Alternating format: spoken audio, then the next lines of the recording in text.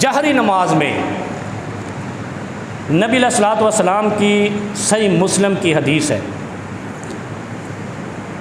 سورہ فاتحہ کے آخر میں امام اتنی بلند آواز سے آمین کہے کہ مقتدی سن سکیں۔ اچھا، اب یہ بڑا مسئلہ پگڑی اور ٹوپی میں اختلاف کا سبب ہے، ایسے ہی ہے نا، پگڑی والے گروپ کہتے ہیں نہیں کرنی چاہیے، نہیں کرنی چاہیے۔ اچھا، حدیث کیا ہے؟ اذا امن الامام فامنوا، سمجھ آ رہی بات کی؟ امن الامام، جب امام آمین کہے تو تم آمین کہو، ایسے ہی ہے۔ اب وہ سری نماز میں ظہر اثر میں تو آپ کو نہیں پتہ چلے گا اس نے آمین کہی، تو آپ بھی نہیں کہیں گے، پتہ نہیں کب کہہ گیا۔ اس لیے کیا فرمایا کہ جب بھی نماز پڑھیں آپ دل میں فاتحہ پڑھیں۔ جب آپ دل میں فاتحہ پڑھیں گے تو اس فاتحہ کے آگے آمین بھی آئے گی، تو آپ اپنی آمین کہیں گے، کیونکہ نماز میں آمین نہ کہنا نماز قبول نہیں ہوتی۔ آمین کا مطلب ہی کیا ہے؟ اے اللہ قبول فرما۔ جب جہری نماز ہوگی تو اب کیا ہو رہا ہے؟ وَلَضَّالِّينَ کہا کہ امام صاحب جو ہے نا آمین نہیں کہتے اونچی آواز سے، اس حدیث کا پگڑی سمیت انکار کر دیتے ہیں۔ صحیح حدیث ہے، صحیح بخاری اور صحیح مسلم کی، اس لیے کہہ رہا ہوں کہ آگے جتنی کتابیں ہیں سب میں موجود ہیں، وہ اہل سنت کے مکتبوں پہ ہوں، اہل تشیع کے مکتبے پہ ہوں، اہل حدیث کے مکتبے پہ ہوں، یہ حدیث موجود ہے۔ اور یہ مسلم شریف کی 410 نمبر حدیث ہے کہ جب امام آمین کہے تم آمین کہو۔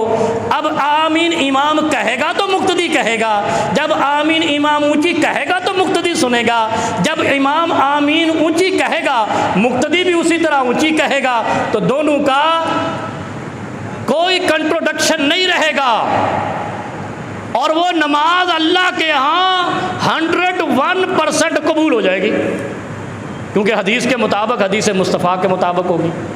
کتنا اہم مسئلہ ہے جس کو ہم، اچھا میں بھی حیران ہوتا ہوں، پتہ نہیں ان کو ہمالیہ خوالیہ کا مرض ہے۔ سورۃ فاتحہ یہ ماشاءاللہ قاری عبد الباسط صاحب کی رحمہ اللہ، مصر والے، ان کی طرز میں پڑھیں گے، نماز میں پڑھتے ہیں نا اونچی اونچی اور ماشاءاللہ کھینچ کے پڑھتے ہیں، آمین پہ آ کے ایسے ہوتے ہیں ہارٹ اٹیک ہو گیا، آمین پہ غرق ہو جاتے ہیں۔ یار اس سے کیا دشمنی ہے؟ جب اللہ نے قرآن میں لکھ دی ہے اور سورہ فاتحہ کے اینڈ پہ پوری آیت کا درجہ ہے آمین کو، ایک آیت کا درجہ ایک لفظ کو ہے، یہ تو جا کر ابھی قرآن کھول کے دیکھ لینا، اس آیت کو چھوڑ کے کہتے ہو ہم بڑے جی، ہاں بڑے ہیں نا۔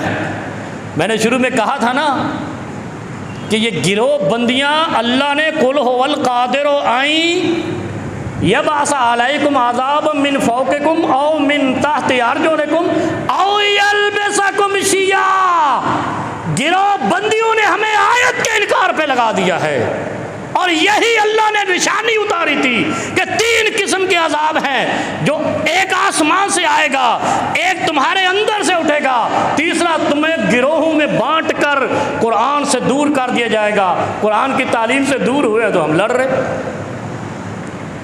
گتھم گتھا ہے، گروہ بندیوں کی وجہ سے ہمارا کوئی قبلہ درست نہیں ہے، ہم عذاب کی